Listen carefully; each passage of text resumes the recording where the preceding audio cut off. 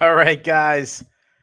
I just want to say to Mr. Skynet, yes, your mom does love me. But let's get into the show. This is the Shillan and Duffy show. Recapping UFC Vegas 71. While this is going on, we have a Bellator, 295 in Hawaii going on. We'll probably do a little like fight companion for that. I guess there's two good guys boxing each other or something, and we might sprinkle some thoughts about that. I'm your host. My name is Keith Shillan. Joining me, as always, is the senior editor, Mr. Ben Duffy. Ben, how you doing, man? I'm doing all right, man. Pretty wild night of fights, plenty of early finishes. I'm pretty sure there was more in between than there was fights tonight. Just, Yeah. The UFC is signed up for a certain block of time. They adjust as best they can. They started the prelims a half hour late, but if you block off 15 minutes or 25 minutes for each fight and a bunch of them are over in 3 minutes, you got to fill the time with something. And there was plenty of filler tonight, but that's okay. Yeah. That means we have finishes. Let me ask you a question, Ben. I know you like sports. I mean, obviously our favorite sports is the combat sports, but you watch basketball at all? Very rarely. I enjoy a game live, but I don't follow it during the season. Okay. But you know who Steph Curry is. Yeah, of course. Okay. So you know who Steph Curry is. You know that he's, one of the greatest, if not the greatest, three-point shooter in history. Yes. All right. He plays for the Golden State Warriors. Mm-hmm. All right. Imagine you're the coach of the Golden State Warriors. Your team down by 3 points. 3 seconds left in the clock. You're inbound the ball. And you draw up a play where, and I have no idea who the center is for the Golden State Warriors. No clue. But you draw up a play to pass the ball to, say it's like Shaq. I know it's not Shaq. I know what you're talking about. Say it's like a Shaq. You draw up a play to give the ball to Shaq at the 3-point line to shoot up a three. That'd be pretty dumb. Yeah. I still think that's a better strategy than Curtis Blaydes standing in the pocket and throwing down with Sergei Pavlovich. Yeah. If I'd known that was going to be the game plan, I would have predicted this fight differently. But I will say this. Part of it is Pavlovich doing the smart thing. He showed the uppercut early, and if Blaydes had kind of a flow chart in his mind, like, okay, if this, then this, whatever part of him was thinking, okay, I'm going to start shooting double legs within the first 30 seconds, was short-circuited instantly. Yeah, no, I know. Absolutely. Obviously, we're talking about the main event. Seemed like it was a heavyweight title eliminator as Sergei Pavlovich knocked out Curtis Blaydes in the very first round. Let's get into this a little bit more as I'm trying to get my notes. They're all over the place. Yeah, I hated the strategy of Curtis Blaydes. And one of the worst things that happened to Curtis Blaydes, I think, was him actually landing shots, and they were power shots against Pavlovich. And one thing, so there's 3 things that really stood out to me about Pavlovich. One is he's got an incredible chin. We saw it against Tai Tuivasa. We saw it again tonight. Be Curtis Blaydes. I mean, you say what you want about Curtis Blaydes. He's a huge heavyweight, and he's starch, guys. Yeah. To walk through Curtis Blaydes' punches and just keep stalking your prey, and didn't take a step back, didn't wobble, didn't have his head. They just ate it like it was nothing. Like it was like a fly hitting him. Just to continue to march him down, that was super impressive. How accurate he was impressive. Is he was landing over and over and over again. And then ultimately, how more technical he is than I thought. Because a lot of times, I know he has fast hands. I know there's straight shots, but all of a sudden we see this power jab. We see at one point, I don't know if you caught this, Blaydes was near the cage and Blaydes throws and he slips and then throws this uppercut right up the middle after slipping a shot that landed so clean and buckled Curtis Blaydes. This guy looks like the real deal. He's got 6 straight first-round knockouts. I mean, this is exactly what the UFC needs. They need this guy. They desperately do. The UFC needed I mean, they need a clear next heavyweight challenger, and it certainly helps that it is not Curtis Blaydes. Yeah. Pavlovich, he's kind of the great white hope. He is absolutely titanic. He and Blaydes facing off at the weigh-ins and then facing off in the cage. It's one of the more laughable tales of the tape I can think of, because the UFC has Blaydes listed as an inch taller than Pavlovich, and Pavlovich is clearly 2 inches taller. It's some Lesnar versus Carwin levels of wrong tale of the tape. Yeah, Pavlovich is absolutely massive. He now has a UFC record, 6 straight first round knockouts. That is a record, at least in the modern era, where there are actually rounds. Rounds, yeah. Yeah. And he's looking increasingly bulletproof. All the things you would want to know about him are being answered. And again, I'll own up to it. I picked Blaydes in this one. I learned a little bit about both guys. I'll talk about what I learned about Blaydes later, but what I learned about Pavlovich is, one, you mentioned he's got an incredible chin, a real big heavyweight with good power, hit him cleanly a few times, and he didn't even blink. You mentioned it. No. Not only was he not hurt in the sense of his knees buckled or he stumbled away, but it didn't change his game plan. It didn't make him afraid to go into the pocket next time. That sort of confidence in your chin and just your ability to kind of roll with punches and evade the worst of it, that's really important. And then it's not as though his takedown defense is bad. His takedown defense is fine. We would have learned more if Blaydes had more than the one sort of half-hearted takedown attempt, but it's gonna be good enough. It's not gonna be a difference maker going forward. Like nobody is drawing up, game plans in their gym right now. Oh, all we need to do is, shoot on Pavlovich and he'll go down. That's not the case. Yeah. I feel like if I'm John Jones, I'm stepping on the scale, and I might be calling Dana and say, hey, Dana, my body it feels much better at 205. Like, the actual weight, it's not good for my heart carrying the extra weight. You know what I mean? Like Jamal Hill's looking a lot better matchup right now than Sergei. I might do the Stipe fight, International Fight Week, win that one, and then just go, hey guys, my back really hurts with this extra, love handles, and or you know what?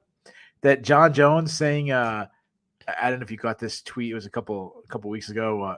Hey, let me take out the greatest UFC. And he said greatest MMA champion, but take out the greatest UFC heavyweight champion. Oh no, sorry, I think he said heavyweight champion. Not okay. He meant Stipe Miocic. People joked about Fedor in New York City. What a way to retire. I might be believing that tweet a little bit more right now. Yeah, Yeah. If I'm John Jones's family, or if I'm in John Jones' entourage, if I can play I can be his turtle to in the entourage or something, or Johnny Drama in the entourage, I might be telling him, hey, John, let's go sit by the pool and drink. Let's call it a day. I don't know. I mean, there's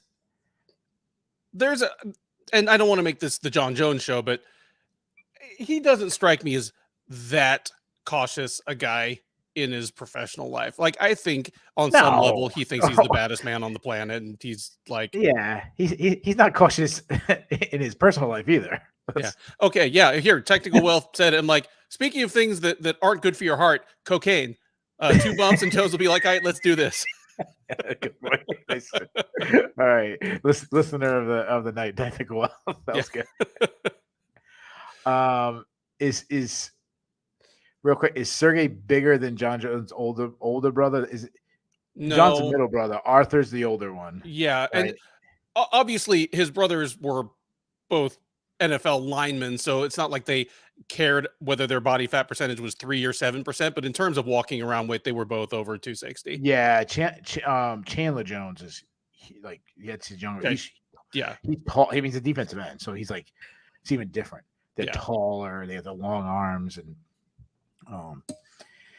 So we're talking about that. I mean, it's hard to really get into the X's and O's in a fight that happened, only first round, and I don't know how halfway through the first round. So, the one takeaway I think a lot of people say besides the power, is that he did stop a takedown attempt from Curtis Blaydes.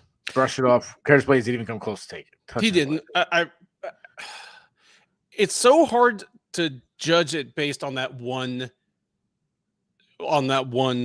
sample size of one, because that might be the worst takedown I've ever seen Curtis Blaydes shoot. It was everything about a bad heavyweight takedown. He shot in the middle of the cage from way too far away.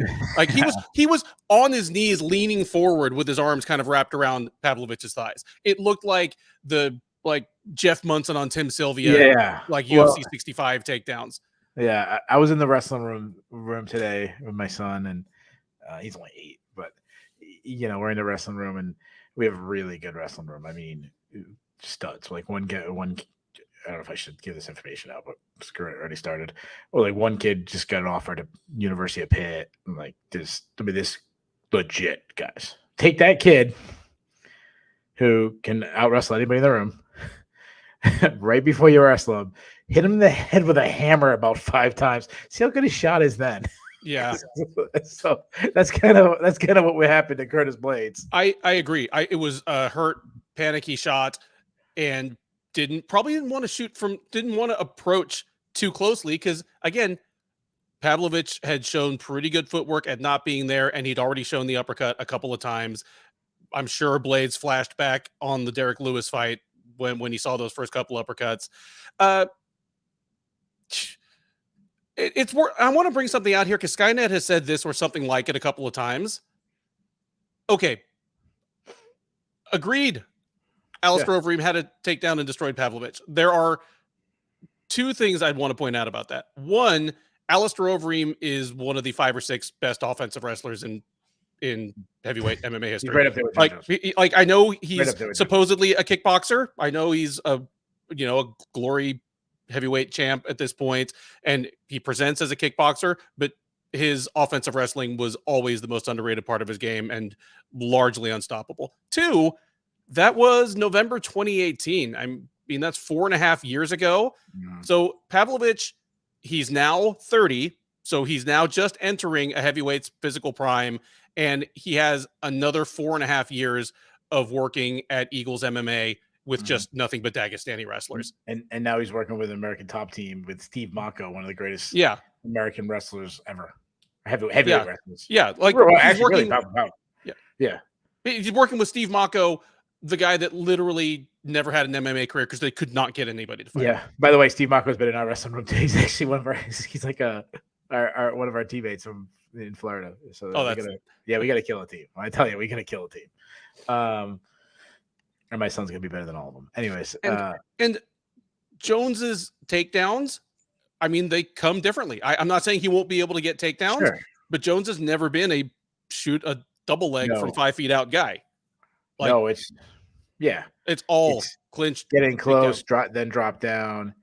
Yeah, against light heavyweights, a lot of it was getting an underhook because he's always the taller guy, always a stronger guy, and just tipping a guy over, with an underhook in the trip.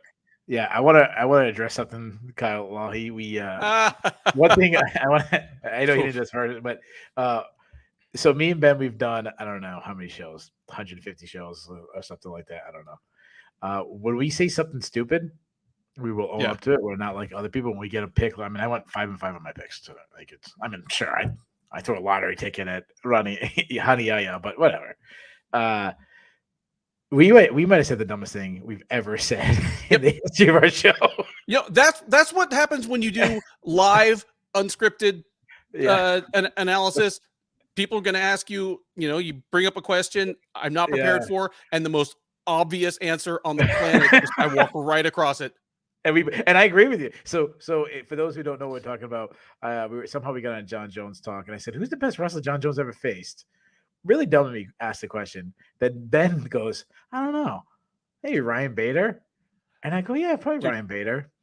Both me and Ben. Not only did we forget DC, but that's his biggest rival. Yeah, and the guy he fought more recently, because I was about to start a whole side conversation like, is it Bader, who was a multiple-time NCAA All-American, or is it Vladimir Matyushenko, who wrestled internationally for Belarus for several years? He like went to the Worlds and stuff. Yeah. That Kill was me. really, really, really dumb. Yeah.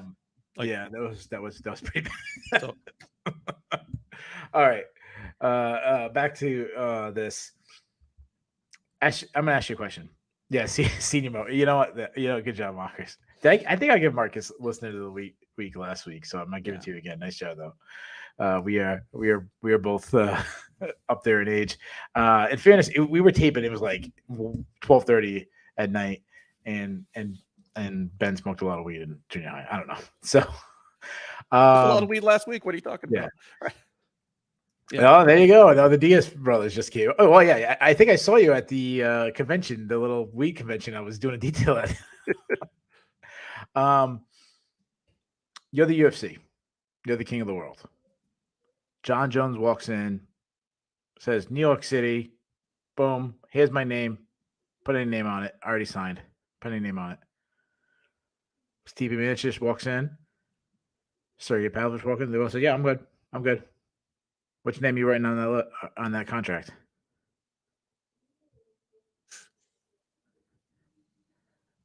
Pavlovich? I don't know. Yeah. as a fight fan, that's definitely the fight I'd rather see. If I could only watch one fight for, from a promotional sense, I still do the greatest of all time versus greatest heavyweight. Yeah. New York City. But stylistically, yeah. and Stipe, if you beat John Jones, and we're not making a prediction, we're not doing that, but if you beat John Jones, they ain't gonna be bet a higher than that. Just retire. Yeah. Like, don't just have that guy who like stick around for one more fight, and you're like, dude, why don't you just retire after this one? Like, no need to get yourself starched by. Yeah, but man. Like Stipe has such and I don't want to go down this rabbit hole, but he has such an interesting resume as the greatest heavyweight of all time. He's in a position where he could just snatch up one more win that would really, really push him over the edge. But I mean, he wasted so much time kind of holding out, being picky, and now he's stuck with a couple of fires. Yeah. Okay. Yeah. Speaking only in terms of his fight career, it was wasted. Hold on a second. Let's be honest. Let's be honest. What do firemen really do? Like they're like. I'm not getting into the cop. Yeah, the cop firemen. Yeah, I saw what happened in New York City in the charity event. There's a couple of firemen that want to probably a couple of Kentucky firemen want to piece me up. Yeah. But like Stipe now, he's in a position where he's old, even by heavyweight standards, and all the possible people he could fight next are grim matchup propositions for him. Yeah, it really is. Two things I'll say. If this is your first time ever watching, I'm 100% joking about firemen. It's pro first responders as anybody in history, so I love my firemen. So that was just a joke. Just a joke, guys. If Stipe somehow can beat John Jones, and I don't want to say somehow, because you know why I'm saying somehow? I'm saying somehow because we've never seen John Jones lose, so it seems like impossible. But Stipe is obviously an elite heavyweight. Yes. If he's the same guy we last seen him, or it's been a while, and he's up there in age, so it's concerning. If Stipe Miocic wins, he might be a top 3 fighter of all time. If he can beat John Jones, and you have to. And instantly your mind goes, nah, not Stipe, but he is sneaking up on that list the same way he snuck up on the list of greatest heavyweights of all time, where all of a sudden you're like, look at the people this guy has beaten, and you can't really make an argument that, oh, he was past his prime, he wasn't prime yet, because you look at the people he beat and then who they beat or fought right before and after. Like, no, he beat Best for Doom. He beat Best DC. Beat DC twice. Yeah. Mm-hmm. Yeah. Beat Francis again. Now Francis avenged it, but he got a win over Francis again. And then you add John Jones to that list. Holy cow. He's in the Mount Rushmore. He's in the top 10 already. And because it's not Jones's first fight back, we already know that Jones can fight still at an elite level at heavyweight because he just trashed Cyril Gane. Yeah. We should we should find someone who's willing, someone who, like, whoever has the least life to go back and watch the episodes and see how many times both me and Ben have called the fighter, like, a top 10 greatest fighter all the time. They're like, hey, yeah, top 10 greatest fighters all the time. We have 17 people on the list. Yeah.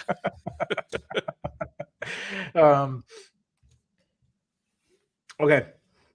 So hypothetically, John Jones wins. He fights in New York. New York City, makes huge, big pay-per-view, beats Stipe, be in Times Square. Hopefully Sherdog sends me and I can cover it. That'd be fantastic. And he comes back. He fights Sergei Pavlovich. Vegas, some other spot. What are you doing? I'd put it in Vegas.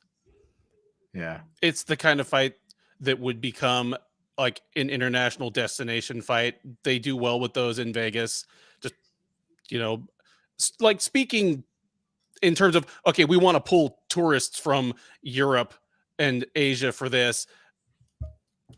Vegas makes an affordable vacation. Like that's how they always got like tons of Irish people to show up for Conor fights in Vegas. Yeah. It wouldn't have been the same if those fights were somewhere else where just hotels are more expensive, food more expensive, cars more expensive, or cars not even necessary in Vegas, really.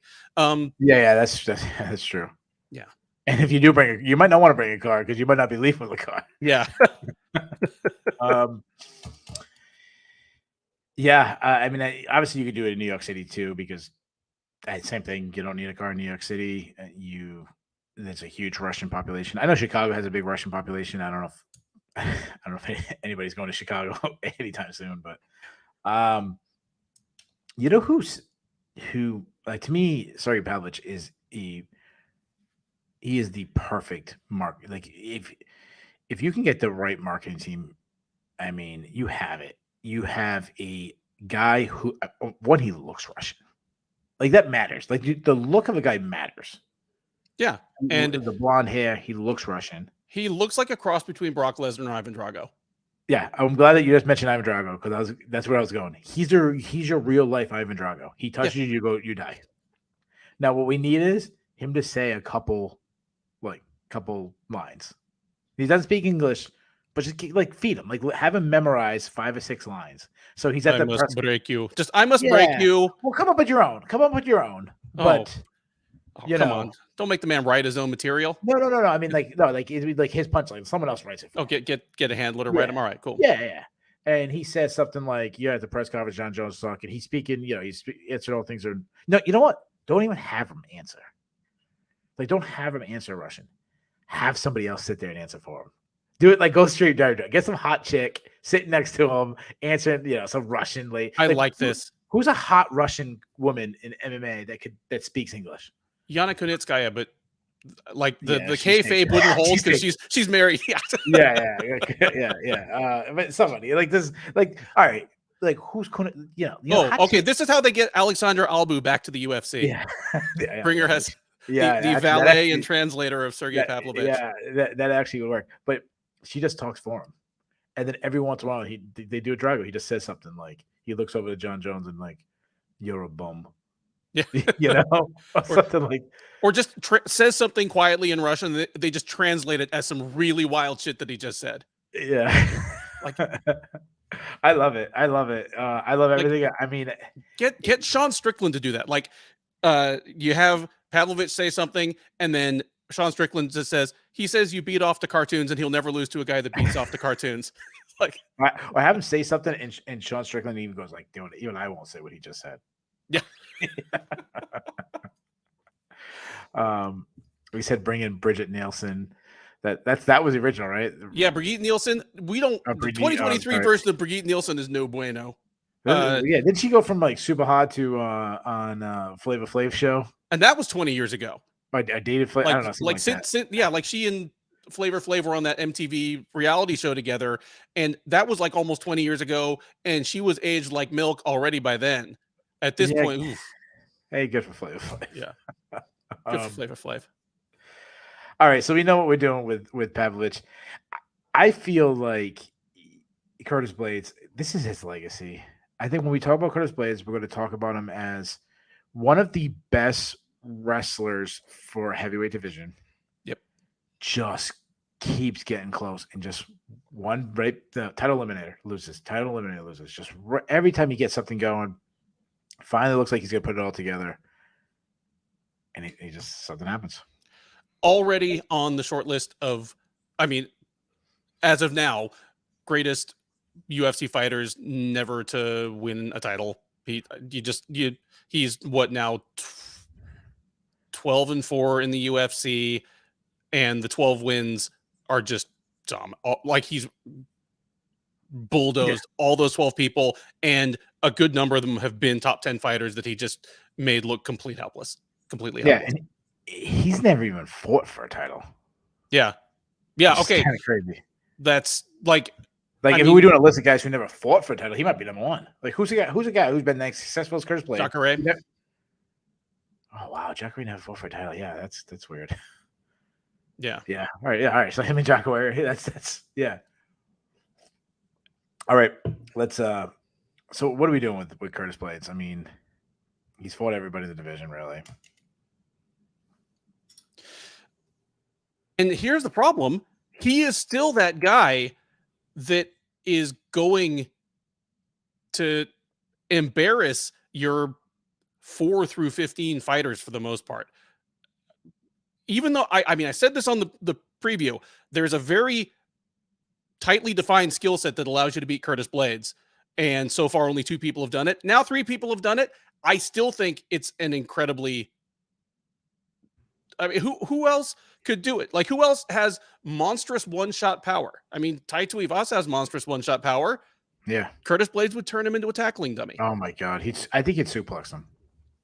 He might. Like, you go down the rankings, Curtis Blaydes is still just 32 years old. I know. Or so. He's going to be a problem for this division for a while. He might be a guy that I don't like it when the UFC does this, but if they let someone like Curtis Blaydes go to Bellator or somewhere else, I would understand. Yeah, I'm glad you mentioned that, because that's literally, if I was like Curtis Blaydes' manager, I'd say, hey, dude, like other guys have had, better runs outside, greener pastures. Corey Anderson, guys, Phil Davis, guys like this. Liz Carmouche. He fits perfectly.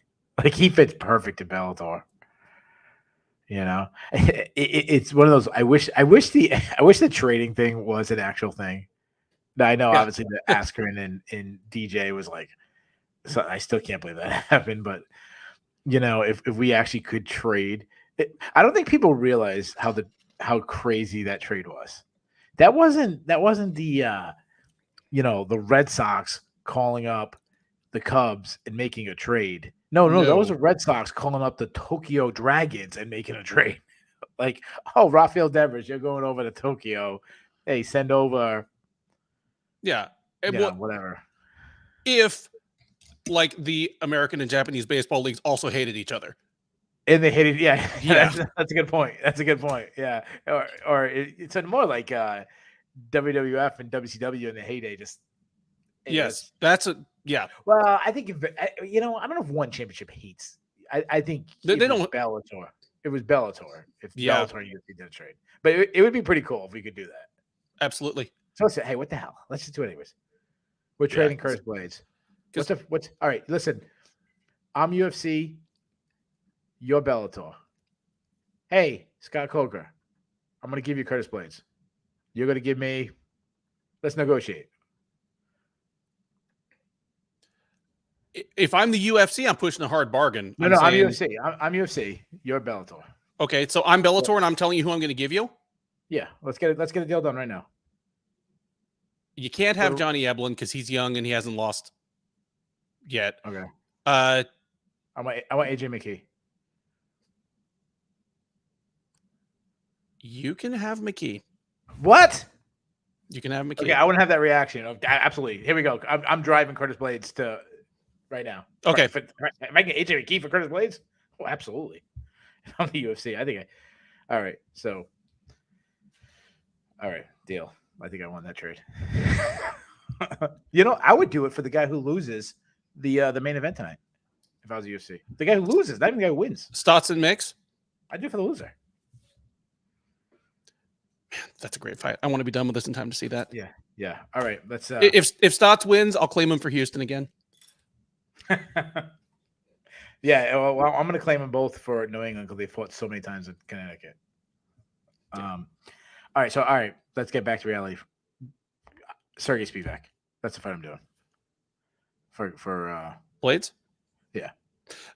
That's about as well as you can do because Spivak is young, but he's also already lost. So another loss, I mean, it pushes him back a little down the ladder, but it's not like a Tom Aspinall thing where there's a little like pane of glass that broke and can never be together again. And it's actually, I mean, he's a guy who could wrestle to himself, and yeah, it's. I like it just fine, and who knows? We saw a little different Curtis Blaydes tonight. He wasn't in quite the shape he usually is. He weighed in about 8 pounds heavier than in his last fight, about 12 or 15 pounds heavier than in his fights 2 or 3 years ago. And it doesn't look like quality weight. It makes me wonder if even at 32, having been a top contender for so long, Curtis Blaydes is starting to be a little bit over it.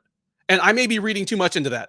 It may just be, maybe it's something else. Maybe he had like an injury in camp that didn't let him do as much cardio as usual. Maybe he thought a little extra weight would actually help him. I don't know.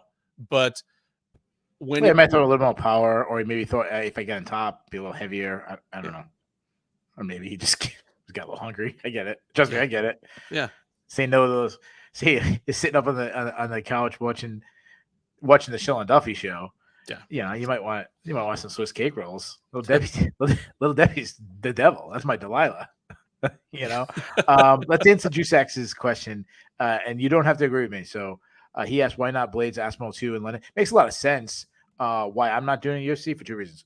One, Aspinall is also one of those guys on the short list for contender and heavyweight. I'm trying to get him a win. Yeah. And being in London, I'm definitely trying to get him a win. You give me your answer. It could be completely different. You could say yes.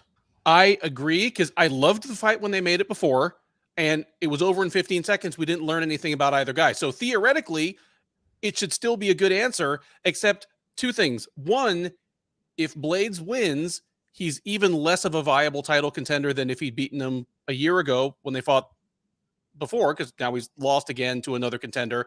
Also, in Tom Aspinall's first fight back from that severe a knee injury, I don't want to give him a softball. There's no sense in giving that guy a softball, but I at least want to give him a fight where probably the fight's only going to go to the ground if he wants it there. Yeah.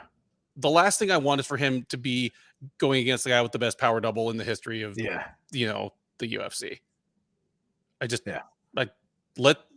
That's all. That's the only concession I'd want to give to that knee injury. Yeah, no, yeah. I'm just trying to get it. I definitely have like a more of a Joe Silver style of matchmaking than the current guys. I definitely try to think about promotional side. It's why I'm the only person on planet Earth who thinks the Robert Whittaker versus Dricus du Plessis is a terrible idea. But no, I'm with you. That's a bad idea. Wait, I don't want to go too far. But that's a middleweight matchup, which leads us to the ultimate middleweight. Brad Tavares taking on Bruno Silva. Oh, real quick. Let me back up a second.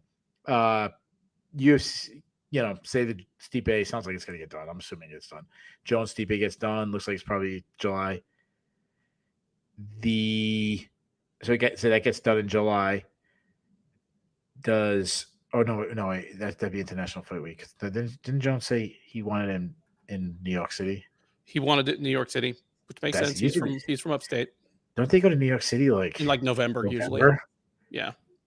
So say that happens it takes that long. If you're Spivak, are you going to?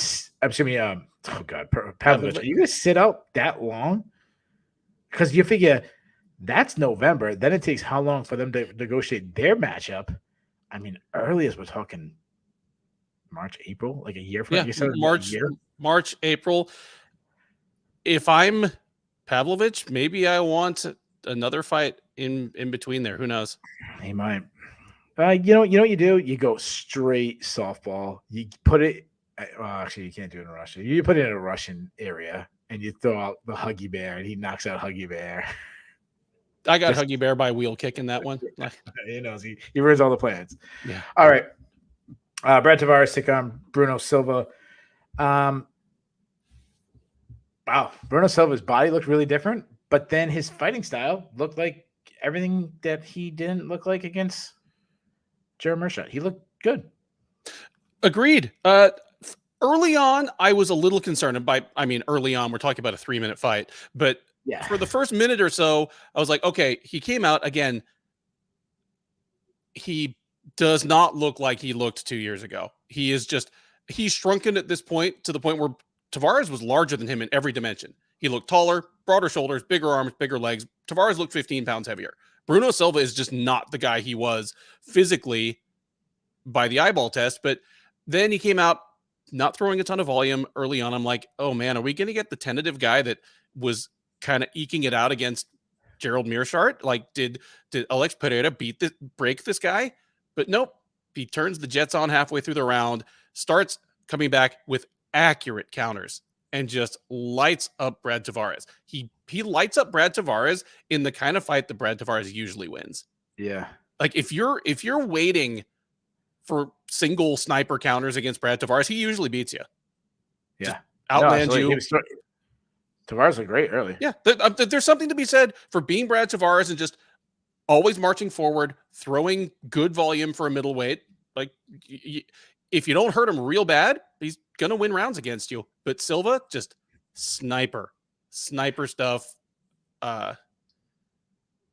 Yeah. To shout out to all the people watching the Bellator.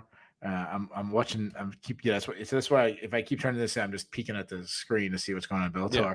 Kai Kamaka's fighting. Every time I look over, I swear he's fighting Tony Ferguson. This dude looks just like Tony Ferguson. And I'm like, what the hell? Did the UFC actually do a trade? I would. Oh my god, I would trade Tony Ferguson for anything. Like, give me Burt Watson back. Whatever you want. I think one thing that happened in this fight was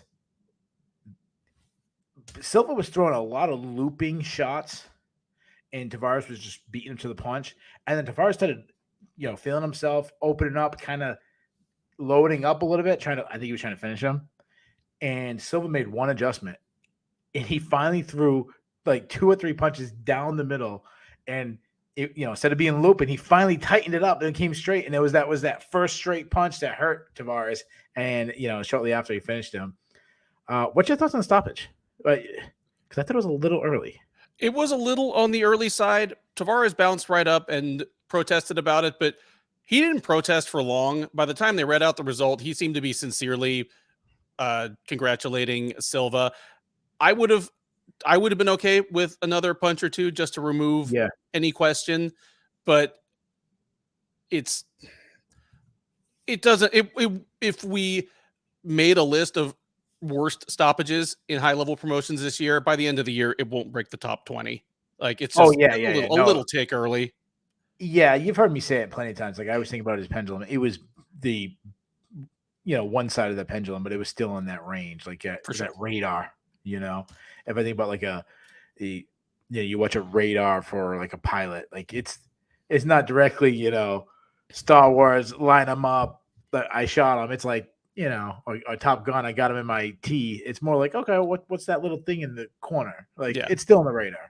It's close enough for hand grenades and horseshoes. Like but one or two more shots, he went out.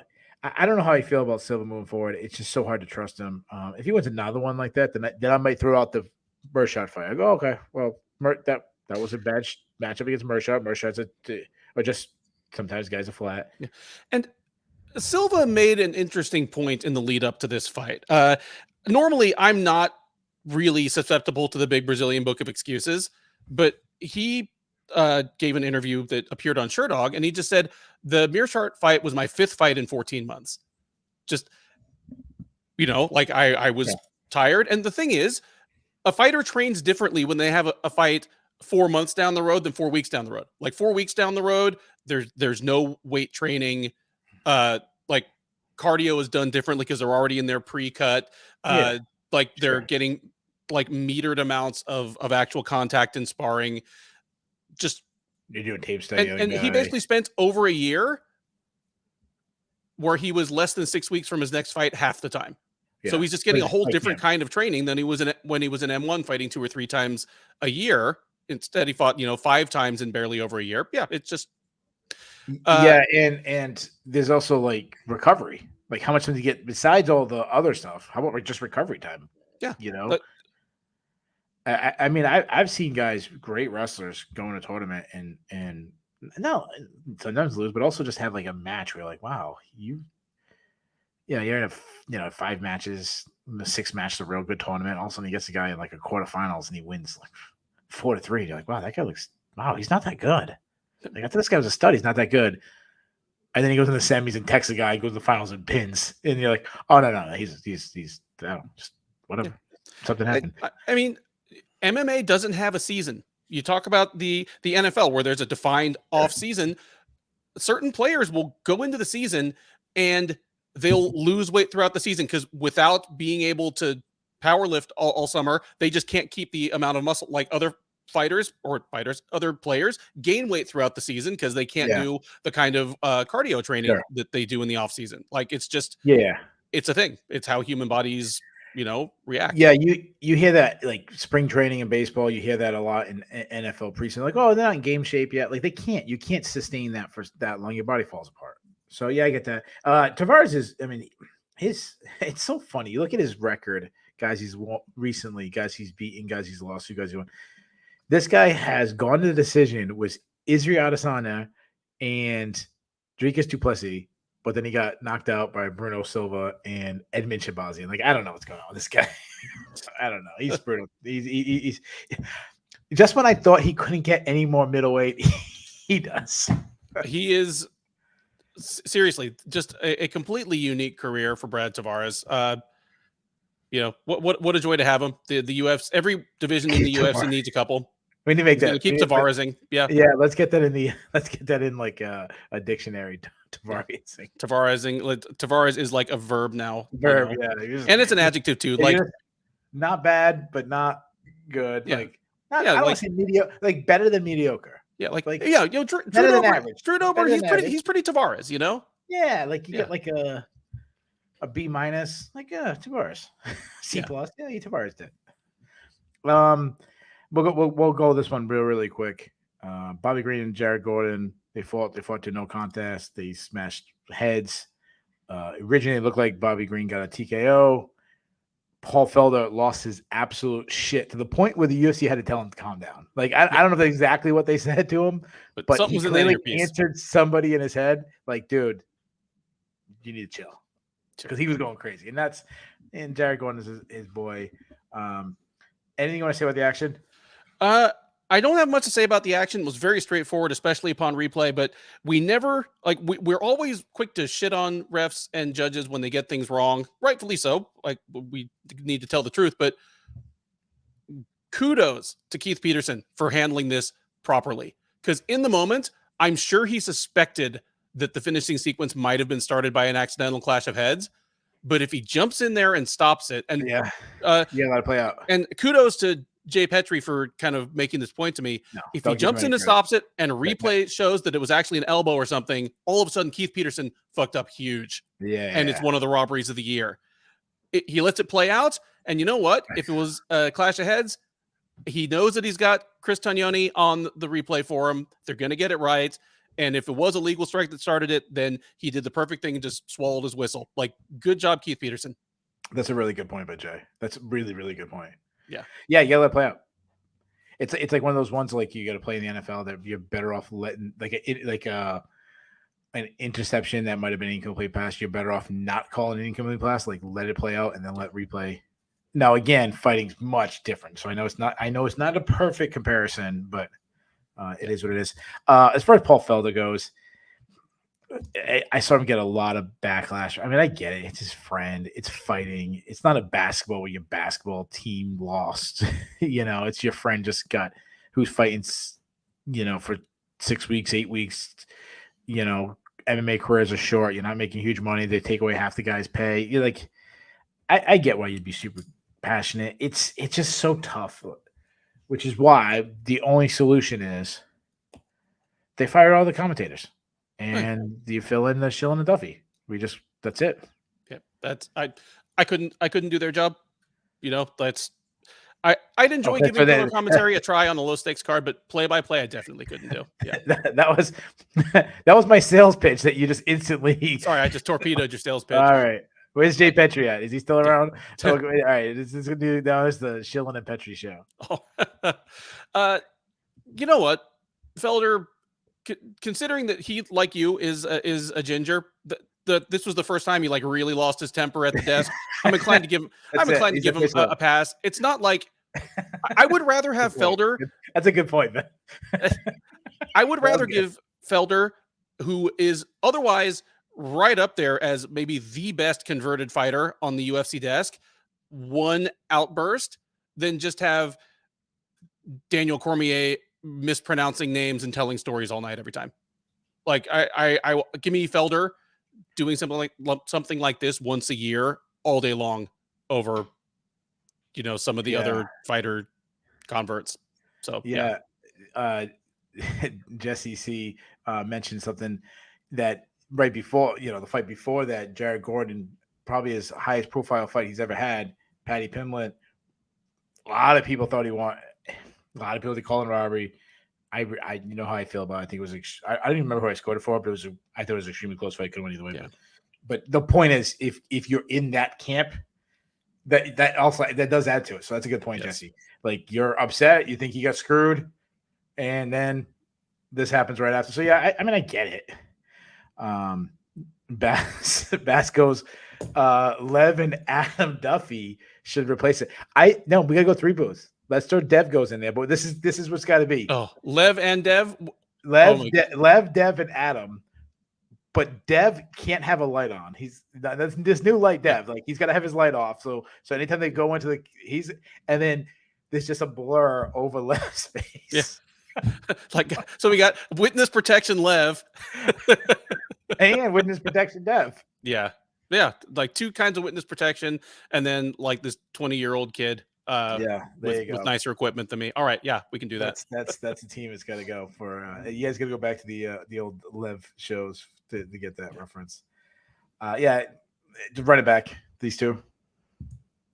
I don't see why not. They seemed pretty conciliatory towards the end when they announced it a no contest. I kind of expected Green to start squawking, but he was like, I get it. Why not run it back? Because it was an interesting fight for as long as it lasted. I thought. A couple of people mentioned that Green looked slow. I don't know if he looked slow or if just Gordon at 155 is going to look quicker than we thought he did at 145. I thought he had pretty good, surprising success getting through, you know, and just not letting Green outslick him. Like I thought the round was pretty much dead even when the clash of heads occurred. So I want to see it again. Yeah. And I get why Bobby Green's not too upset. The guy's got 50 fights. He's lost a lot. He knows he's not champion. Like he's got 50 fights. What's another? Okay, we'll fight again. He lost a lot. He got life-changing money to fight just a little over a year ago against Makhachev on short notice. Yeah. Juicex mentions that we should be wearing Hawaiian shirts for the, big knockout in boxing right now. Guy got face planted for the whole, Bellator in Hawaii. You know what? I think Juicex is right. Not necessarily that we should be wearing Hawaiian shirts, but I'd say, okay, we got about a year. It's time for the Shillan and Duffy show to hit the road. Cover Bellator in Hawaii next year. Sherdog, make it happen. I support this plan. I'll even share a room. With Ned.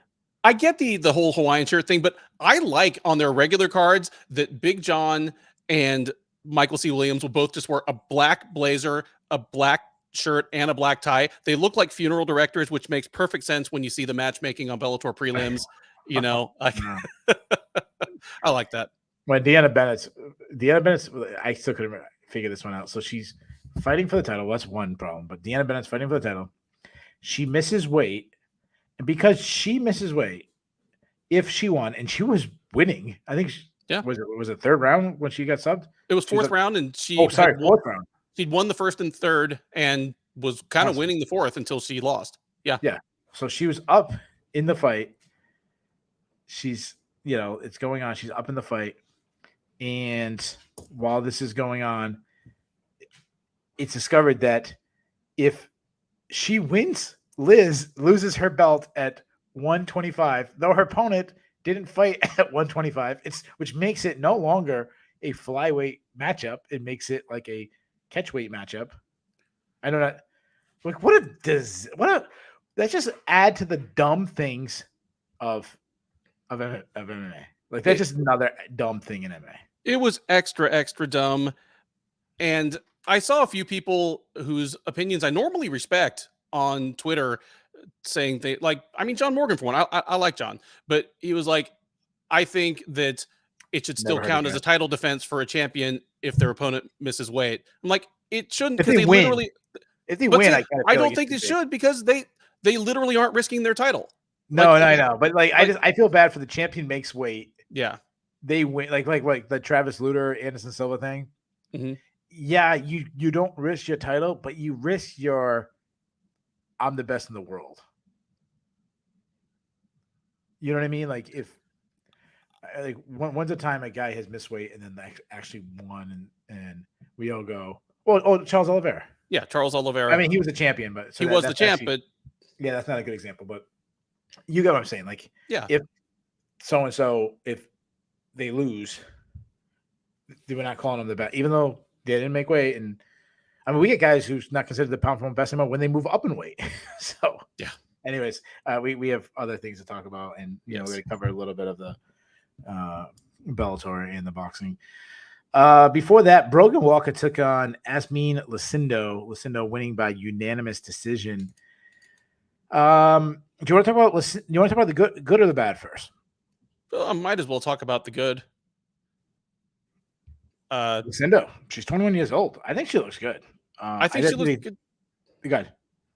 No, she looks good, but when we get to the bad, I'll point out that she looks good based on what she did to Brogan Walker. But I will say this: she is aggressive and she's willing to throw punches in combination. That alone will carry her ways in the strawweight division. Yeah, and at 21 years old, she has all the time in the world to improve and get better. I felt like she might have played a little safe. I felt like she was throwing combinations in, but she was also like would back off a little bit.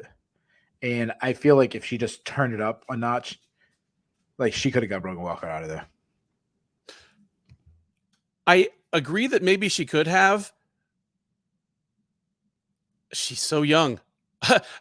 Part of it will come, I think, with just growing confidence, proving, okay, yeah, I belong here with these UFC level fighters.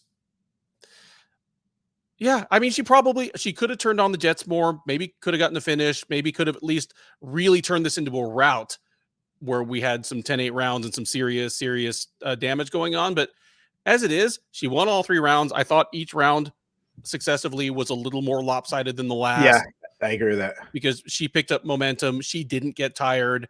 Yeah. And she, didn't really mess with what worked, except every time she tried to throw a spinning attack or something fancy, it just it ruined her own rhythm. She had a great rhythm. Yeah, that's a good point. That's a really good. Yeah, you're right. That's actually a really good point. I totally 100% agree with that. Yeah, you're right. I can't believe I didn't put that in the notes. That was a really good point.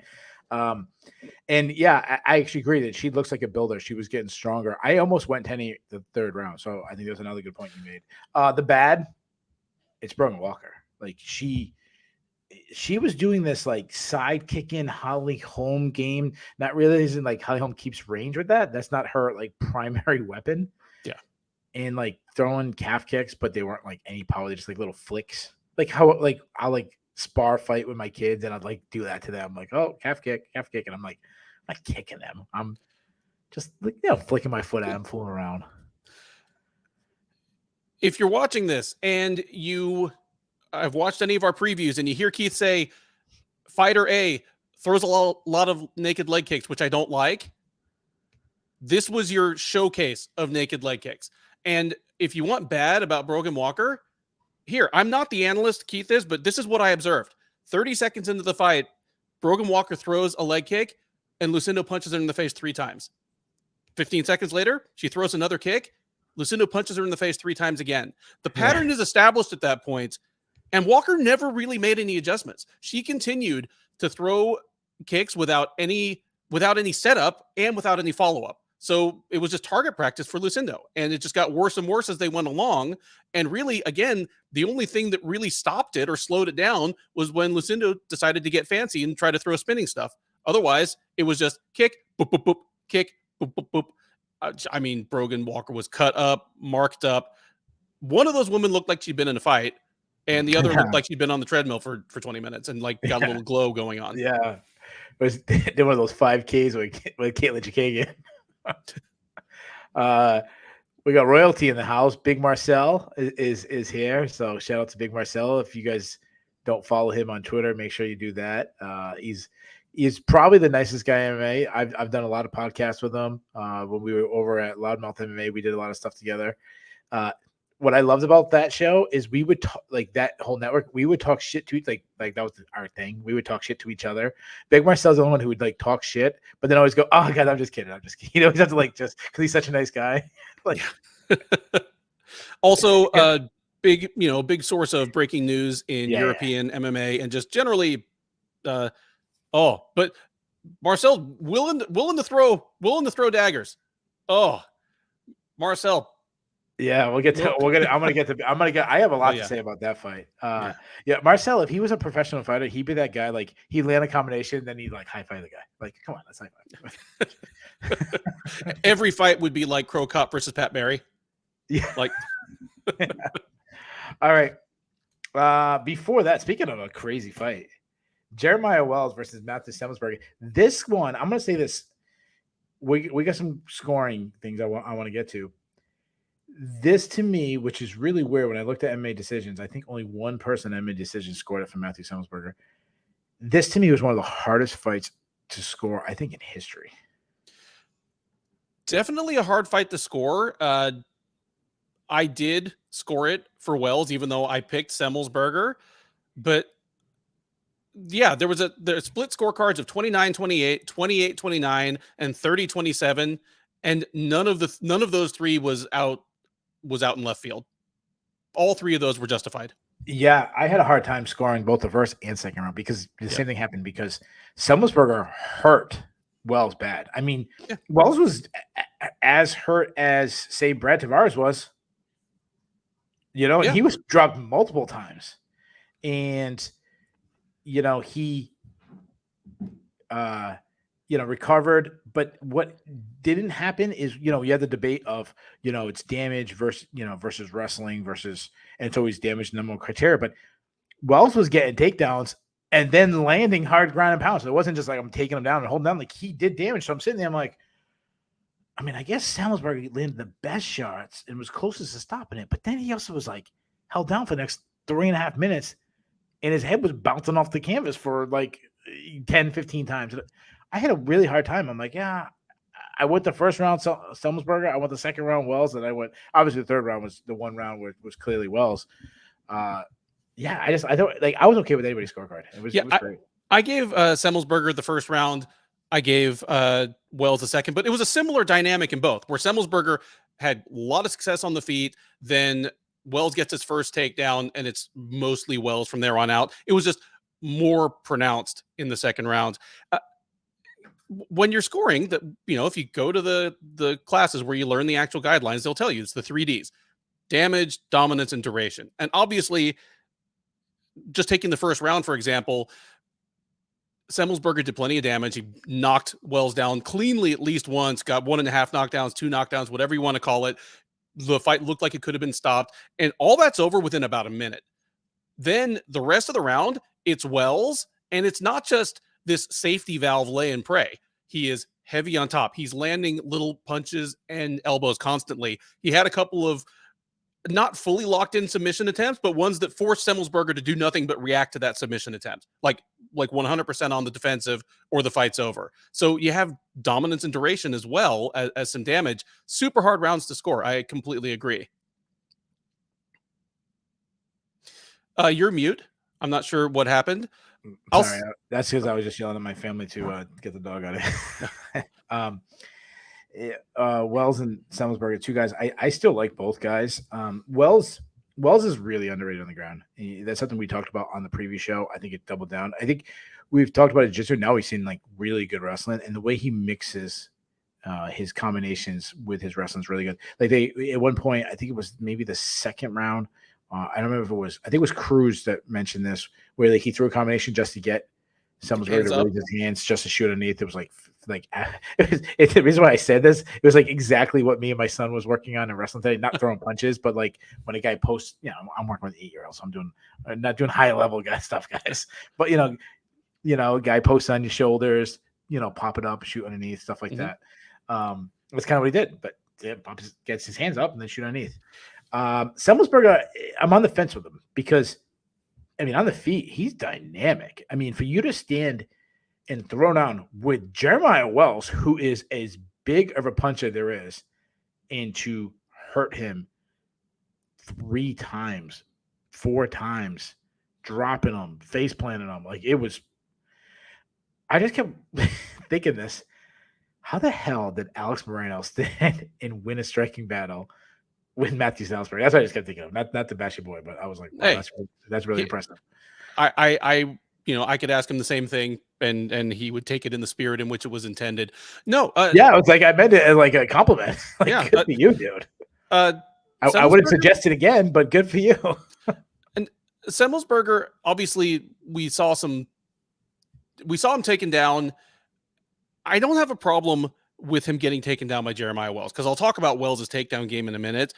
I do have a problem with that basically sealing the round each time he got taken down. Like each time Wells took him down, Wells was, heavy on top, landing just enough constant volume that you couldn't possibly have justified standing them up. But at the same time was trying to advance position. Both times he either took his back or moved to mount or was, working on a choke. But for Semmelsberger to have as little get-up game as he does bothered me. Like there was the one time one time he sat up and started to work on a single. Another time he sat up and grabbed the front headlock. And both times he bailed on him and ended up back on his back again. You'll get taken down at 170. The top 10 is full of elite wrestlers. But that makes it even more important to be active and have a get-up game.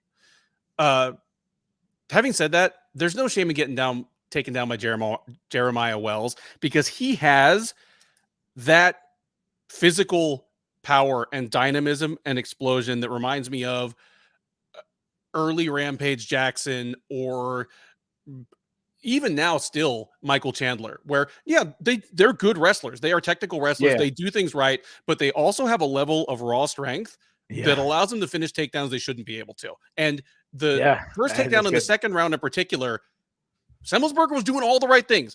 He's sprawled. He's wide legging. He's got an underhook. And Wells is just like, nope, I'm just going to pick you up and throw you down like an adult playing with a child. That was a pure like Rampage Jackson takedown.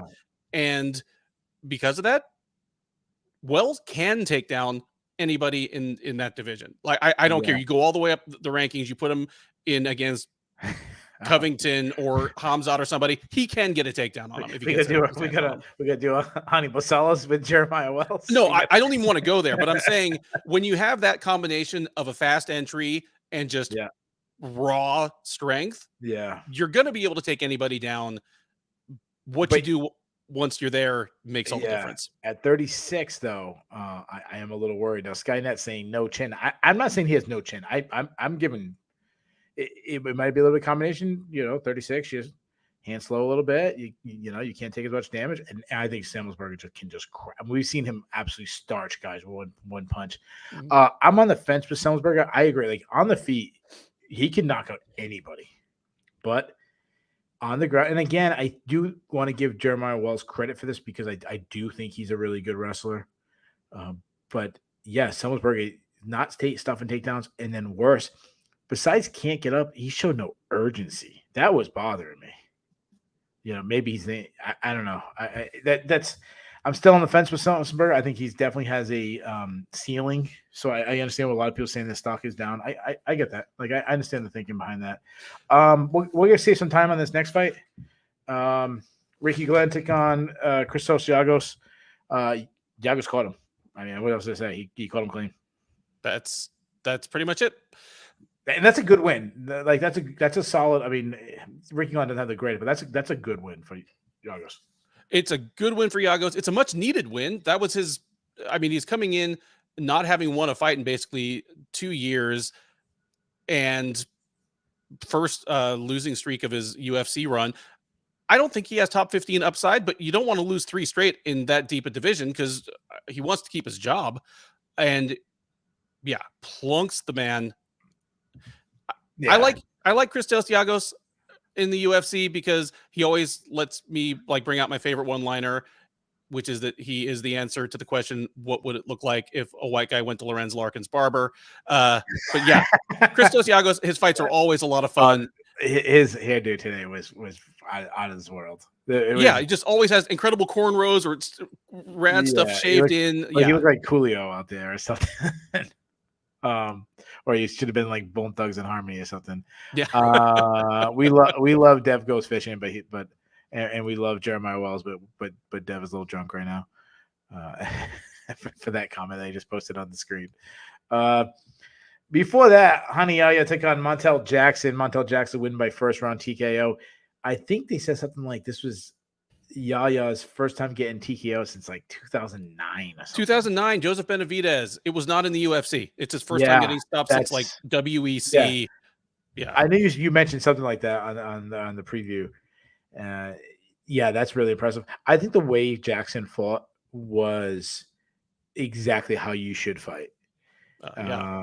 He shortened up. I mean, he's got long arms, so everything's always going to seem like he's throwing long shots. But he really shortened up. There was no winding up. It was just no tells, short shots.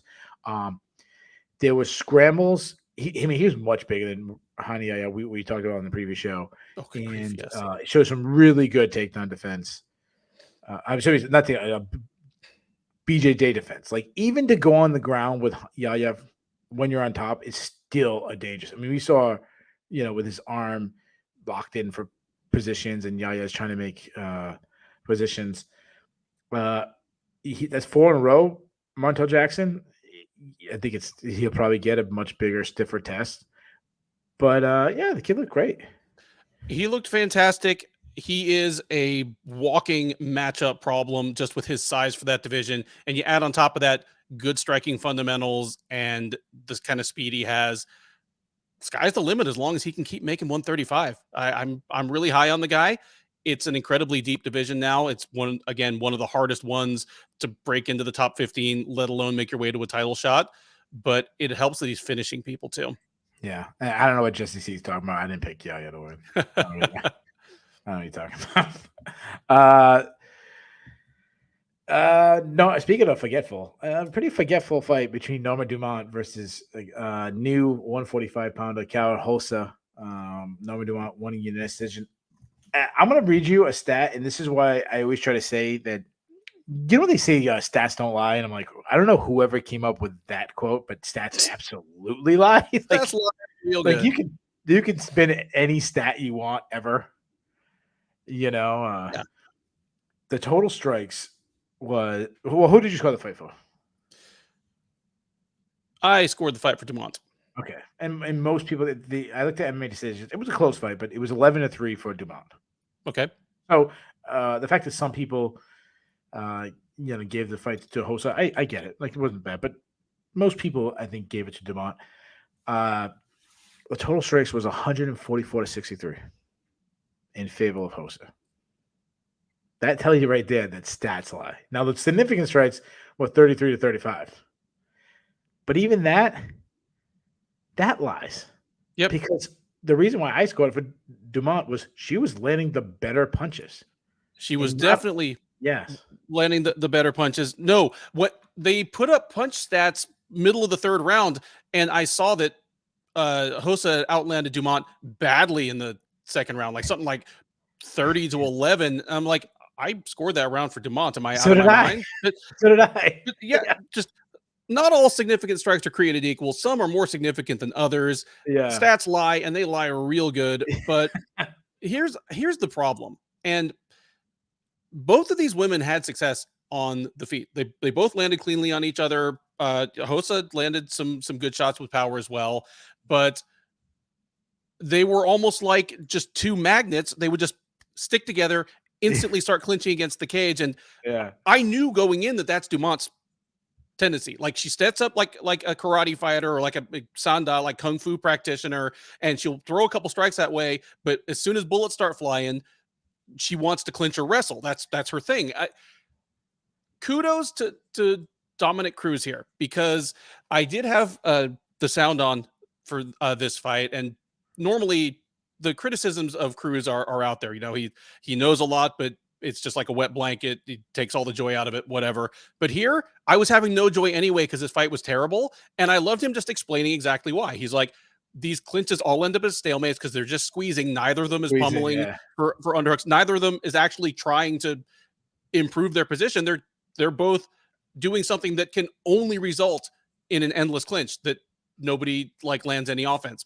He elucidated it beautifully. And even though it's something I knew in principle, I just instantly, the light bulb went off. I'm like, that's why this fight sucks. Thank you, Dom. Yeah. Like if I could possibly have Dominic Cruz commentate all the terrible fights for me and have like an alternate track with other people for like the good fights, that would be. I don't mind him at all. I mean, I like Dominic Cruz, but yeah, no, I you know, I've never really cared about the commentating that much. I mean, even though I do, we speak about it a lot because, you know, people want to talk about it. But yeah, most of the time, again, I watch with the sound off, and unless there's a replay, I'll turn it on to hear them explain why we're replaying something. Here, I was writing the recaps for Sherdog, so I needed to have somebody narrating what's going on because I'm trying to type and watch at the same time. But I don't hate Cruz either. I understand the complaints because he's the saltiest guy ever. Yeah, he is a salty guy. It's weird that despite the fight being boring, and a lot of Norma Dumont's fights are boring, she's a fan favorite. I don't know why. People love Norma Dumont. She's a fan favorite. Appreciate her. It's good. We're not just casual fans here. We have a level of fan that we're like the Japanese fans in the 2000s. Yeah, where, that's right. They understand what's going on. Yeah, it's weird how she's so popular. I don't want to get off topic and be a creep, but it is physically freakish that she has a visible six pack and then like has like legs and a rear end like that. Like it's remarkable. She I mean, she's a UFC fighter. She is one of the 10 or 15 best women in the world at 145 pounds. And while that isn't saying a whole lot, I mean, she's literally a world-class athlete. Go Norma Dumont. One thing I'll say about her, like her hand speed has really, really improved.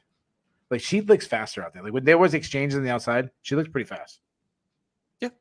So it's too bad that anytime either of them landed like one solid strike, again, they snuffed out all the action. It just instantly turned into a clinch. It was just the most frustrating thing ever. Speaking of the most frustrating thing ever, Muhammad Usman beat Junior Tafa by unanimous decision. Okay.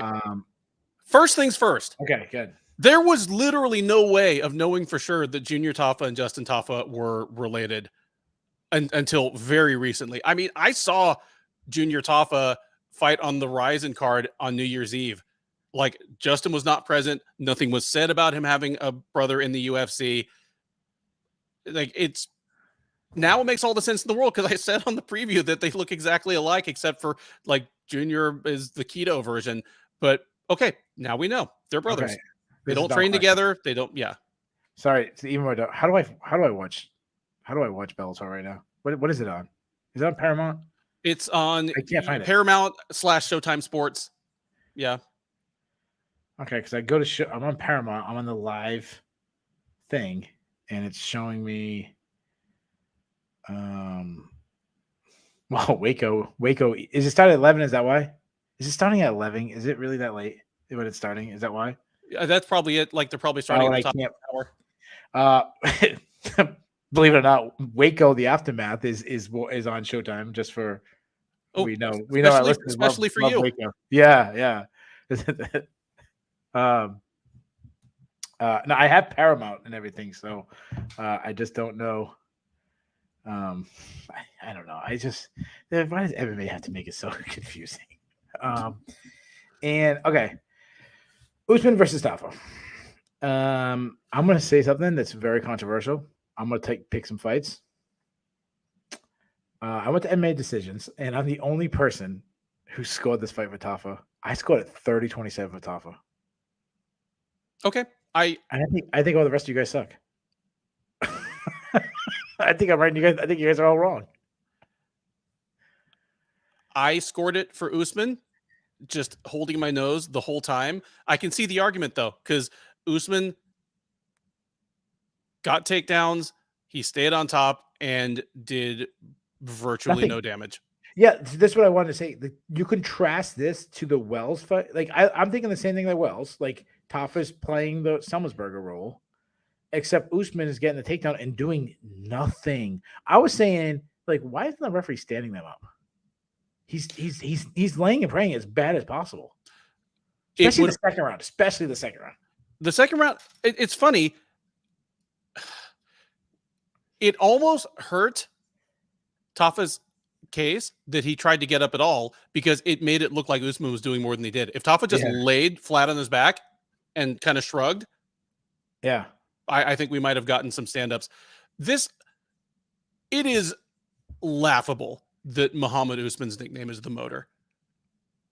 Like, come on. Is he really a I tweeted this out. Is he really a Texas state champion? I hate when they say, "Oh, this guy's a state champion," because we all know that a lot of these have like 10 different state tournaments, and there's like one actual state tournament. But anybody who wins, they get to call themselves state champs.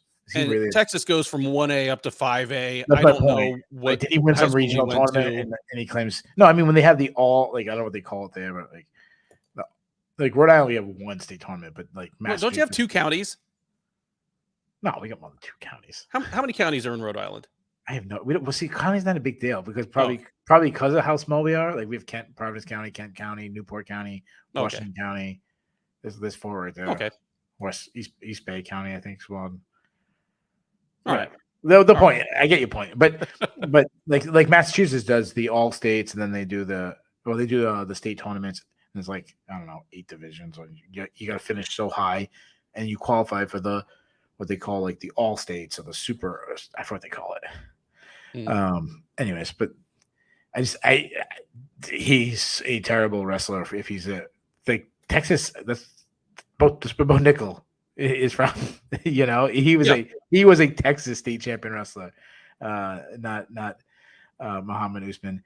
I just we talk about damage, and I think about the third round.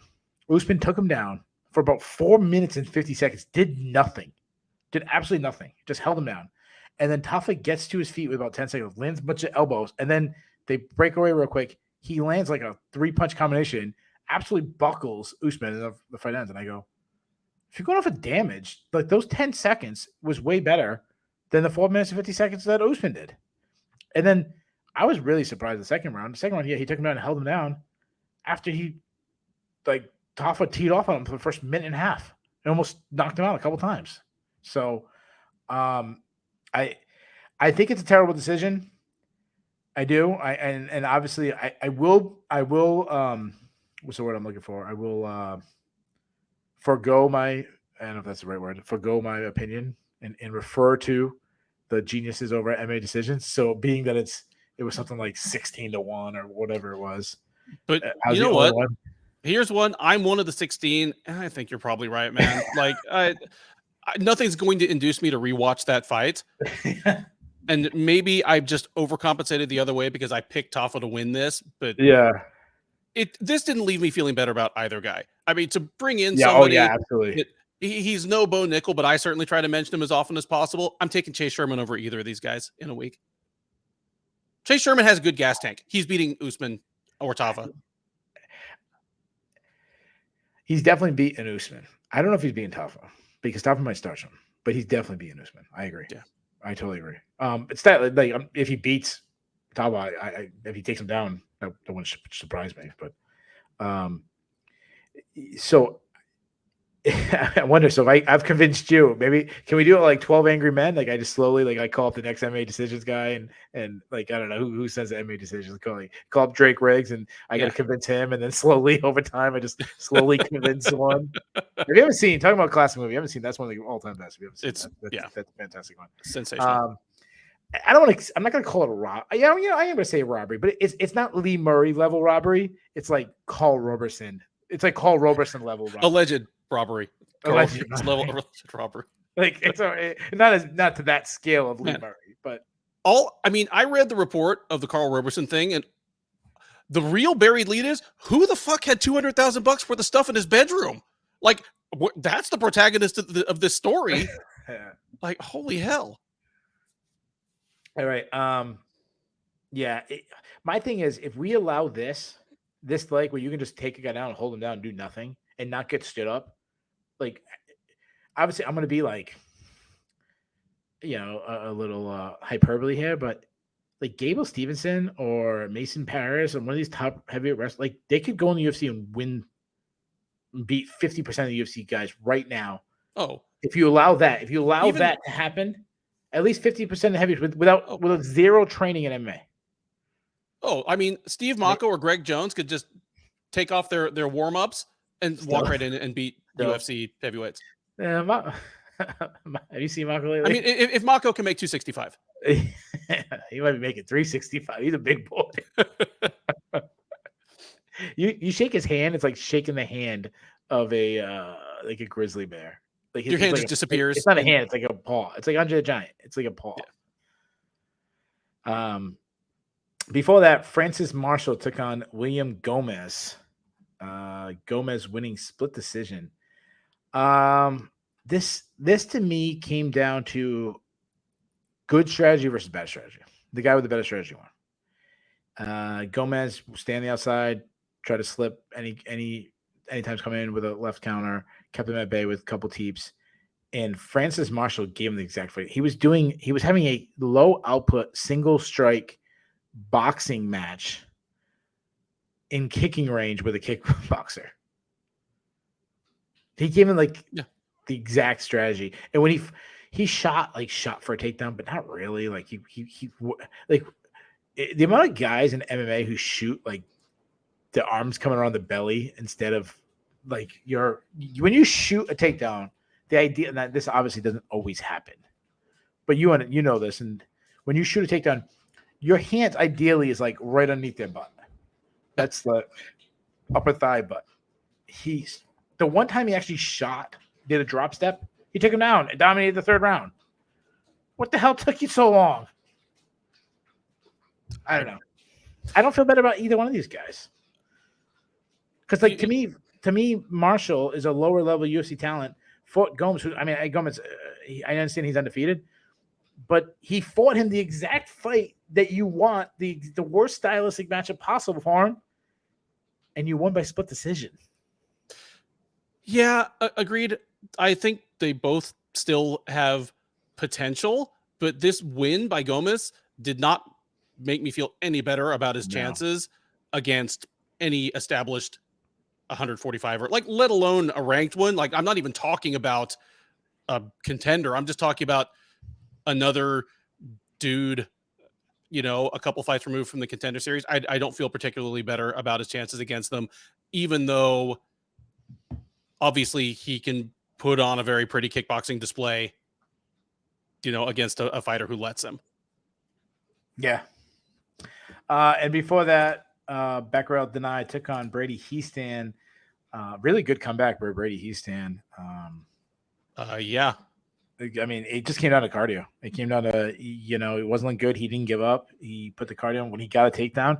It seemed like when he got a takedown, Becquerel was starting to come up, and then Heastan was able to control the wrist, get him down, flat him out. And it looked like to me, like he crushed like Deny's spirit a little bit. The funny thing is, I understood that Dana was probably getting a little tired, but once the wheels fell off, it really just all happened on a dime. Because I was like, oh, you know what? Dana's gassing out, but I bet he hangs on and picks up a decision here. Yeah. Because he definitely won the first round. I scored the second for Heastan, but most people scored it for Dana. And he wasn't the car that was slowly, everything was falling apart. Like no. I had this old Santa Fe, and I was driving it. Didn't really have any major issues with it. And then one day just blew the head gasket, blew the whole thing. And gone, not worth fixing it. Like, it was older, but it was one that just happened. That's what I felt like. It was this Benai, Hyundai Santa Fe, Macarel. Where's he from again? Mongolia. Yeah, too bad he wasn't from Korea, right? Because Korea is Hyundai's Hyundai's Korean. There are no Mongolian car makers that sell in North America anyway. Yeah. No. What did you think about the actual stoppage? Because it wasn't like Heastan was landing a lot of punches, but they were like little love taps. I defer to the losing fighter in that case, and Dana seemed to be happy to get out of there. If you're happy the fight's over, I'm happy the fight's over. Okay, fair enough. I agree with that. So like, you guys have I think Dana even stayed on the ground for a few seconds afterwards. Like he didn't spring up to protest. He's like, like that says it all. Yeah, it was that like when my head gasket goes and it just like coasts for a couple seconds, like smoke belching out. Yeah. The gas pedal goes all the way to the floor, but you're not feeling better. Is Bellator? So I have Bellator. Are they really starting their main card at 11 o'clock at night? They're trying to start it at a decent time, Hawaii time, I guess. Like, that makes a lot of sense. That makes a lot of sense. So you have all of America, all the rest of the world, or this little tiny island off of the west coast of America. That makes who by the way, if they're MMA fans, they're used to watching MMA at the times that you would normally have it on. Just what are you doing? Anyways, let's get to the fun stuff. It's 2 p.m. in Australia. Thanks, James. James, are you Australian? Because if you are, we're gonna get you on the show one day. We're gonna guest appearance you in just because like Australian people are the coolest people alive. They're just like I've never been Australian that wasn't like I've never been Australian where I'm like, wow, what a dick. Every Australian I've ever met, I'm like, dude, that guy's fucking awesome. Or that girl is awesome. They're a chill bunch. Yeah. All right, let's get to do we have the awards? Awards. I'm pretty sure we do, but let me take a look here. And if we do, tell us what we have, and we'll name ours. While Ben is looking, we'll name ours. I'll throw this out to the chat. Tell us what your we'll go with the fight. All right. Yeah, we got them. We got 4 performances of the night, no fight of the night. So keep that in mind. Wow, no fight. I thought for sure Semmelsberger was getting something. I guess not. So all right, Pavlovich is getting something, obviously. This is who I'm doing. I'm not guessing. Yeah. I'm giving you mine. Pavlovich, Yagos, Bruno Silva, and Montel Jackson. That's like the 4 people who got stoppages. You nailed it. That's your 4. Yeah. Would anyone you change? No. Anybody in the chat would change anything? I try to give Wells and Semmelsberger something just because of how great that was, but yeah. All right, so that was no fun. So we'll move on. All right, let's do. You want to do the cut list or the Bulls or the Bears? Might as well do the cut list. All right, the cut list is it's pretty self-explanatory. It's who me and Ben say the UFC is allowed to cut. If both me and Ben both agree on the same person, they are free to get booted. I have 2. I definitely have one. I guess I sort of have 2, but one's kind of a sneaky one. So right. I'll throw mine out there and see if you agree. First one, Denai Baccarat. He's lost 3 in a row. This wasn't a good loss. The other 2 weren't too bad. This was a bad one. I did not have him on my cut list, but I'm willing to agree to that one. Like, let him go. Okay. I want another deal on Ben today. All right. The other one, Brogan Walker. She only has 2 losses in the UFC, but they're bad losses, and she's lost 4 out of 5, not counting the Ultimate Fighter wins. And on the Ultimate Fighter, she was beating women who don't belong in the UFC either. I mean, she's been coasting on a win over Miranda Maverick 5 years ago for a long time, and I think Miranda Maverick was 11 years old at the time. Like, you lose to Pearl Gonzalez. Yeah, like Yeah. Brogan Walker's just not at a UFC level, and this was a particularly discouraging performance. I would also cut Priscilla Cachoeira. Like, what better Oh, time than when yeah, she yeah, blew no, away so bad she couldn't fight, and she yeah, shouldn't be in the UFC anyway. yeah. Good call. Good call. You convinced me. I just didn't even think about that one. Yeah. Okay. The Bulls and the Bears are a stock market reference. We do it 3, 2, 1. You want to be on the Bulls list. You don't want to be on the Bears list. You want to keep it negative and go positive. Let's go. Actually, let's go positive. Okay. All right. You mind if I go first? Go for it. All right. My number 3 is I'm going to go Montel Jackson. Yeah, he was a huge favorite. Normally, I don't pick a huge favorite, but he's got 4 wins in a row in a really good division. And then he no matter what he does in his career, he's got a good name like Honey on his resume. Yep. My number 2, again, it wasn't the best win, but Norma Dumont. I mean, she's won 5 out of the last 6 fights. Her only loss was a split decision, and honestly, like her next fight might be for the title. Now, who knows? Because Menendez, they would announce that they're having a baby, and who knows how many, she's fighting Juliana Pena and whatever. But if there is ever a title fight, if nothing changes, she's the one. And Yeah. obviously, number 1, it has to be Sergei Pavlovich. 6 straight first round KOs. The guy that people think he could beat John Jones. Sergei Pavlovich. Give me yours. Okay. I agree with all of yours, so I won't list 3 more of my own. I will just add in Bruno Silva. His back was absolutely against the wall. Good call. He wasn't going to lose his job if he lost tonight because he entered the UFC on 3 straight knockouts, but his perception as even a fringe contender was absolutely on the line tonight if he didn't look great against Brad Tavares, and he looked great. And put the lie to the idea that his changing physique means he can no longer be competitive at middleweight. All it does to me is make me go, could this dude cut to 170? But either way, not many people have made it look that easy against Brad Tavares. So really good night at the office for Bruno Silva, who also was promoted at the last moment to the co-main event. How cool is that? Yeah. Yeah, good call. All right, let's go to the Bears. So this is the people you don't want to be on the list. These people whose stock went down. I'll let you go. Okay. Bears. Junior Tafa signed to the UFC. When you enter the UFC as an undefeated knockout artist, it's a wide open division. I used to joke that anybody in the world is 4 wins away from a UFC heavyweight title shot. That's not quite as much the case anymore, but it's not too far removed from it. And for him, not just to lose, whether you think he deserved to lose or not, but for it to be the antithesis of what all of his other fights had been, for it to be just a dreadful, just one of the worst fights you'll see this year, and that showed just such an obvious hole in his game. The stock is way down on him. The very definition of a bear. Bear number 2, Curtis Blaydes.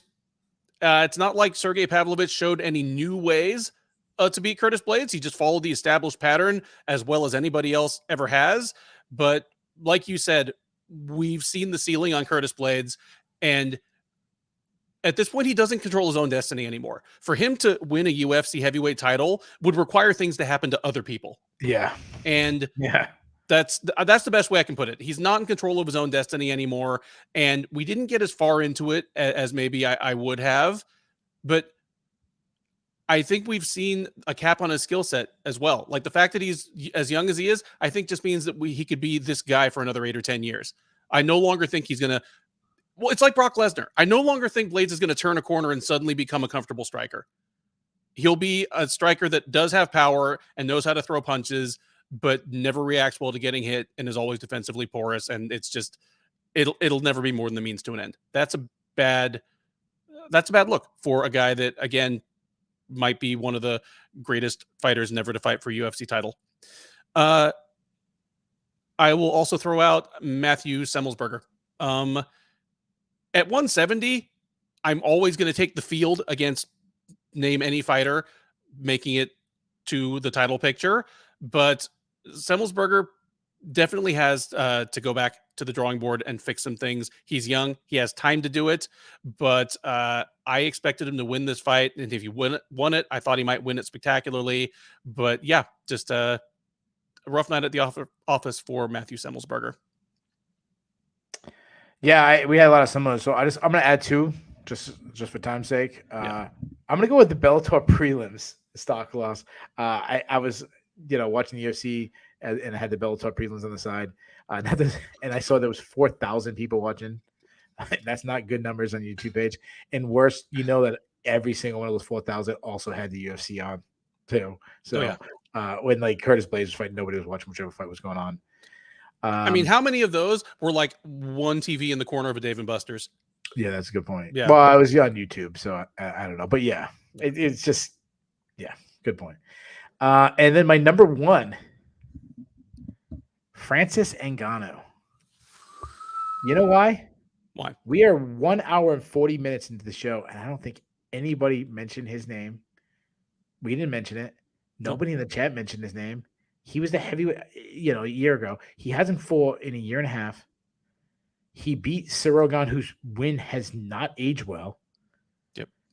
John Jones is the king of that division right now. He beats the guy that you needed a fifth round, victory, win the fifth round against. And now you have Sergei Pavlovich, who does every single thing that you do. He's priced himself out.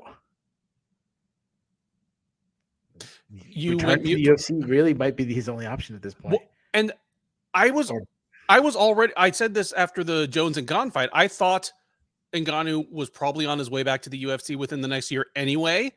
But as time goes along, I think he's on his way back, and like the little numbers are just rolling backwards on whatever jackpot lever he has to pull when he comes back. Yeah. Yeah. All right. Dude, seriously, have any dude seriouslys? Dude, seriously? Muhammad Usman calling himself the motor? Dude, seriously? Francis Marshall not knowing how to cut off the cage and just just punching at air. And maybe he set a record in that fight for missed strikes, like lowest strike percentage. Yeah, I mean, those are two for me right there. Yeah, this guy that's saying that Francis Ngannou will never be in the UFC again. We've heard that before. So he said that. He said about Randy Couture about Randy Couture returned like 3 times. Dana said John Jones would never headline a UFC again. Yeah. And that was like 5 headliners ago. Yeah, he would never fight in Vegas again. And we were talking about Dominic Cruz and dude, seriously, don't call the Abu Dhabi. I can't. How am I struggling with this? Abu Dhabi Combat Club Submission Wrestling Championships. Yeah, he called it the NFL of grappling. No, that would be the Super Bowl, not the league. I'll give him a pass. I'll give him the toes in the cage thing. Like don't put your toes in the cage where the guys get punched in the face, girls get punched in the face. Like, listen, if somebody can control the cage with their toes like a monkey, like they should just be like, all right, fair game. You can hold on. Like if somehow you can hook the cage with your toes and pull yourself up. Like good for you. And last one, like Bellator, dude, seriously, you're planning your big tournament ending. You put it head to head against one against the UFC, 2 against the big boxing matchup, NBA playoffs, NHL playoffs. Oh yeah, then you're gonna have the main event probably gonna go off at 1 o'clock in the morning start time, maybe later. And the main event that you're fighting for the interim title to get the next title shot. But wait, it's not the next title. Like, what are you doing? Dude, seriously, Bellator. Why do you always Bellator everything? So, what is your grade for the card? C-. We lost the best. We lost the best fight from the card. I mean, we lost 2 fights late. We lost the best and the worst fight on the card. The undercard was dreadful. We had a no contest. Yeah. Yeah, it was just a bad card. It wasn't good. The main event and the core main event delivered. So I'll go see. Toughest one of the whole night. Who's the listener of the night? Oh, listener of the night. You named him right off the bat, but Marcus Mustard made me laugh a couple of times. Skynet just coming in scorched earth every time is never going to get old. Like just laying waste to like every fighter, hating on states like fuck Washington State. Like I appreciate Skynet. I can believe that Skynet would become self-aware and like wipe out the human race because he's just that negative. But I'll give it to Marcus Mustard tonight. Did I tell you that I didn't know Washington D.C. existed until I was like 12? I thought it was in the state of Washington, like that was the capital of this, all those monuments. I thought it was in Washington State. That's awesome. Yeah, Skynet's always fantastic. I'm gonna go with one that I haven't seen too much, but he was fire. Jesse C came at me a little bit, which I like that. Jesse C, and of course I'll give a bonus one, just because we have so many events going on and everything. I give you a bonus one. Skynet's mom, loving Shill Thrill. Skynet's mom. All right, real quick, last question: who wins the Bellator Grand Prix? 5 seconds, go. Give me Mix, but I think it's going to be an absolute classic. I can't wait to watch it or watch it tomorrow, maybe. I don't know. Yeah. All right. Right now, boxing match. Who wins? I don't know enough about it. I'm leaning towards Tank Davis. But, all right, then I'll go with the other guy. I was going to go with the guy you didn't pick. I'll go with the other guy. I don't know anything. Yeah, but I've done no tape on that. Yeah. There you guys have it. Enjoy the rest of the night. We'll be back next week. Simone and Song Yadong. We already previewed it. We may have to preview it again because it's 2 extra rounds. So thank you all guys. Enjoy the rest of your night. Enjoy the rest of your weekend. See you next time.